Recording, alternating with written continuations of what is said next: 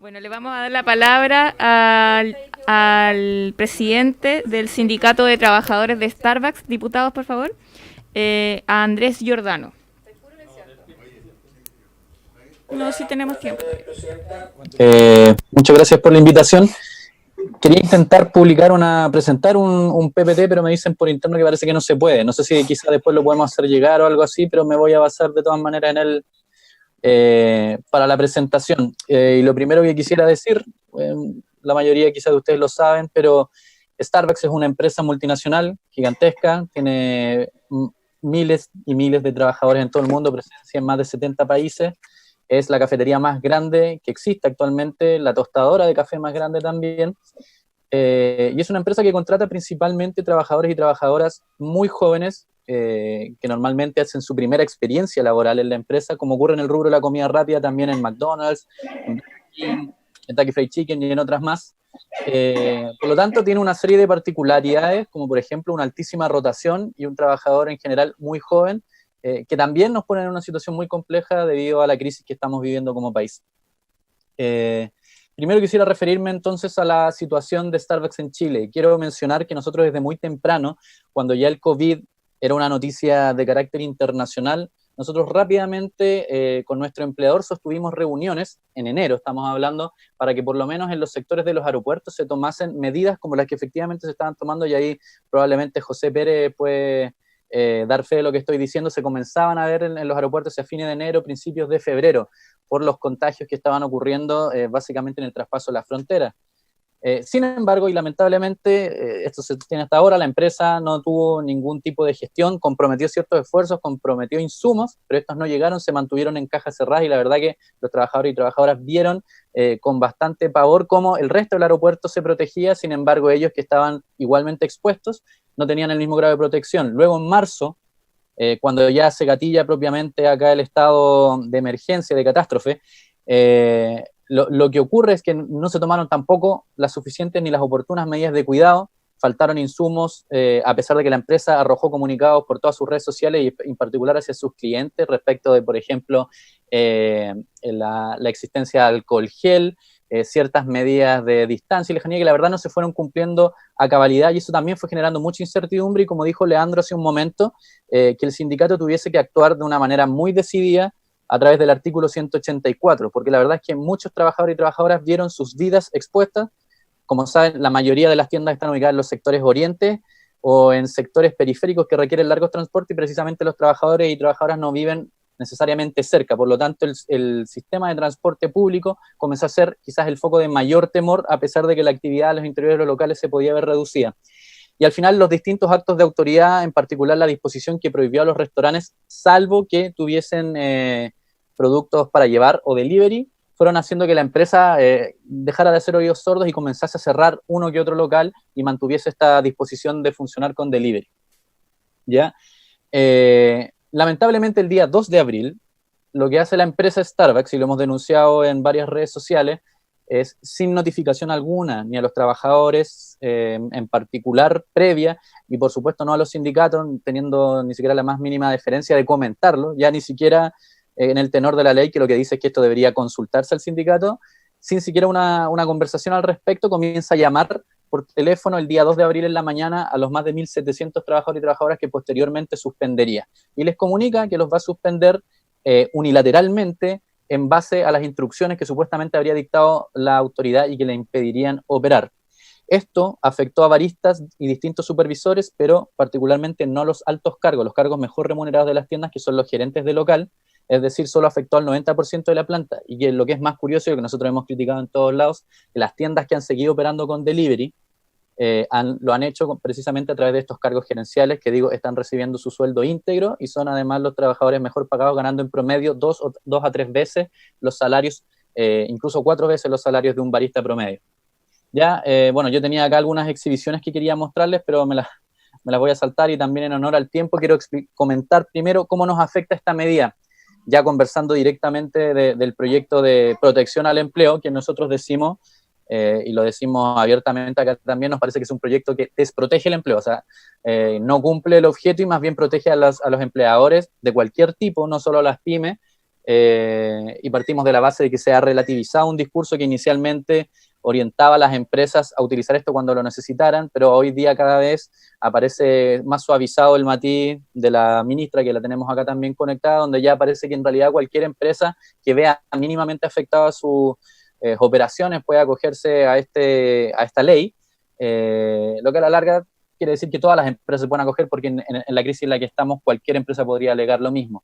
Entonces, señalar con bastante fuerza también que la aprobación de este proyecto en términos generales, creemos, nos remonta a una lógica institucional que sigue privilegiando políticas públicas diseñadas con el mismo prisma neoliberal que se ha cuestionado desde el 18 de octubre en adelante. Y que hoy demos este tipo de instrumentos a empresas multinacionales como Starbucks, a grandes holdings como Ripley, a grandes empresas, y obliguemos a los trabajadores a autofinanciarse una remuneración que en la mayoría de los casos es aún más precaria de lo que uno ya venía teniendo, y esto quiero ser súper enfático, en Starbucks los sueldos son el mínimo o muy cercanos al mínimo, significa que cada uno se rasca con sus propias uñas.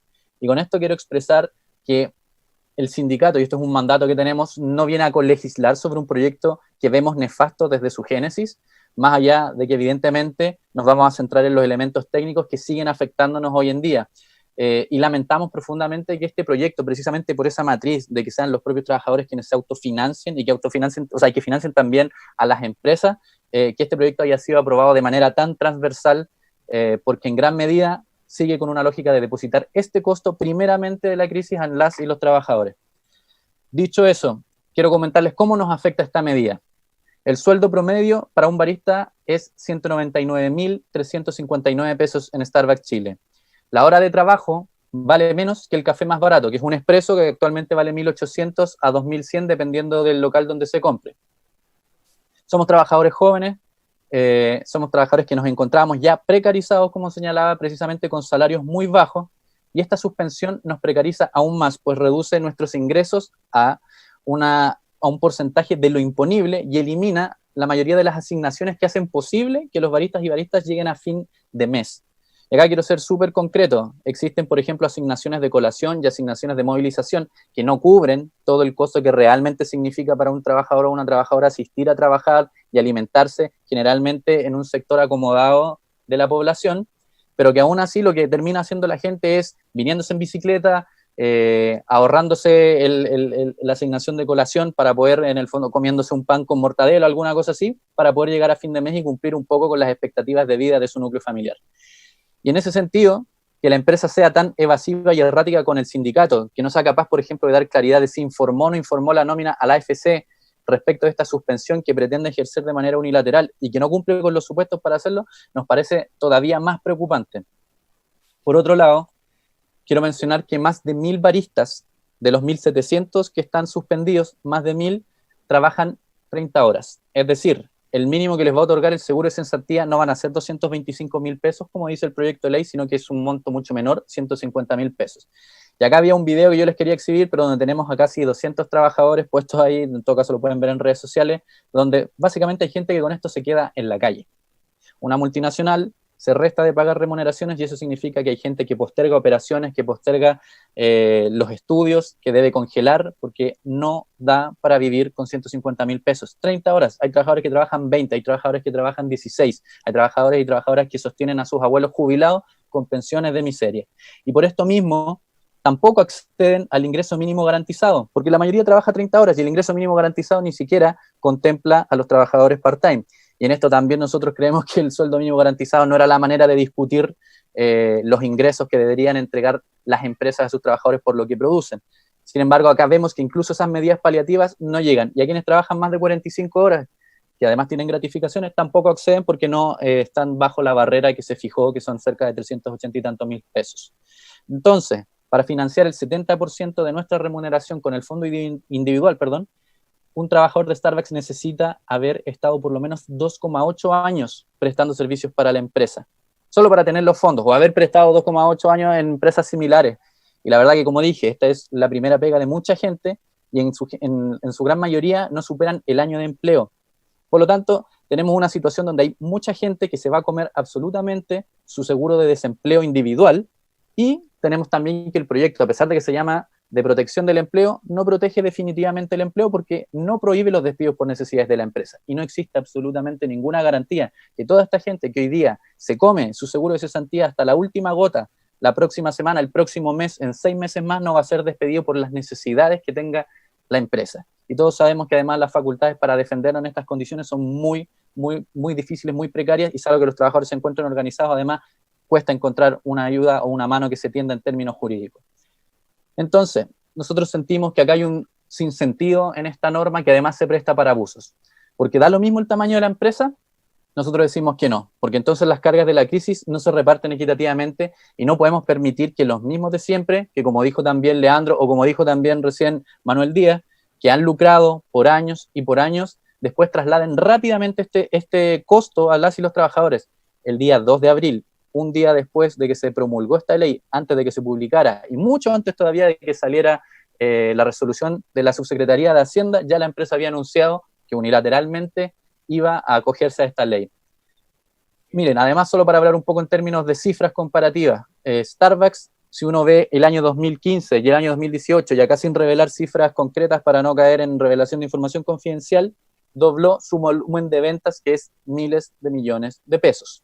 Entonces uno dice, estas son las multinacionales, Ripley, H&M, McDonald's, Burger King, Starbucks, las que están en riesgo de quiebra si pagan el sueldo a sus trabajadores. Y nosotros sostenemos que no.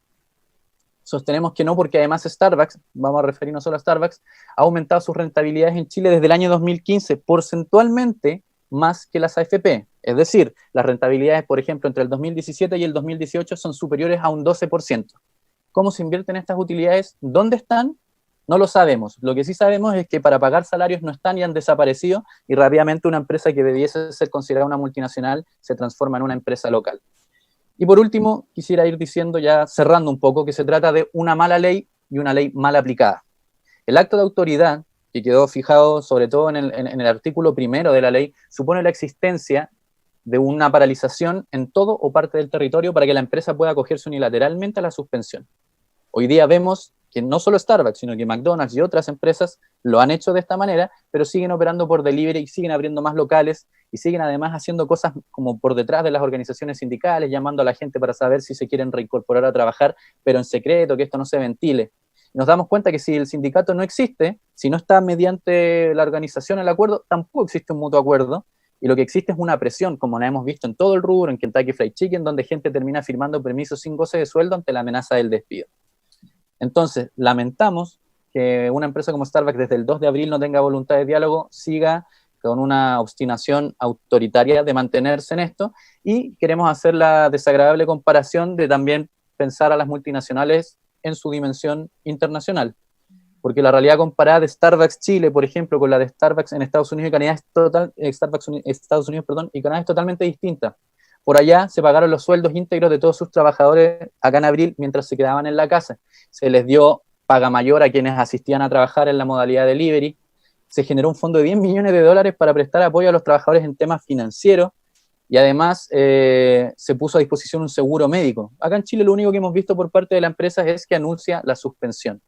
Y tras presiones y todo ha anunciado que va a pagar un 10% de la remuneración, que no sabemos en realidad si es legal o no, pero que entendemos es insuficiente porque efectivamente con el prejuicio que va a ocasionar esto en los próximos meses a los ingresos familiares no da para resistirlo.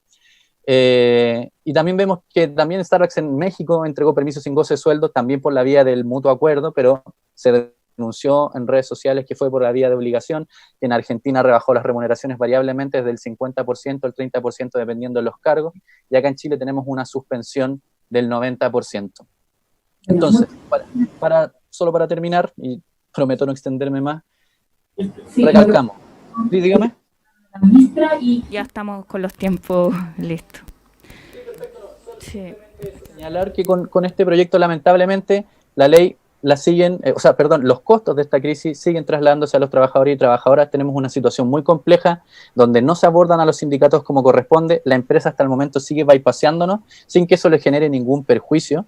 Y finalmente, como decir que además esta propia ley creo que transgrede, como lo hizo también el dictamen de la Dirección del Trabajo, que no sé si habrá salido la rectificación, pero el dictamen que hablaba también de la suspensión de remuneraciones transgrede fuertemente el principio de ajenidad, que es esto de que los empleadores puedan traspasarle los costos de la crisis a los trabajadores y trabajadoras, cuando eso incluso legalmente e internacionalmente en el derecho comparado está sumamente abordado. Eso, muchas gracias.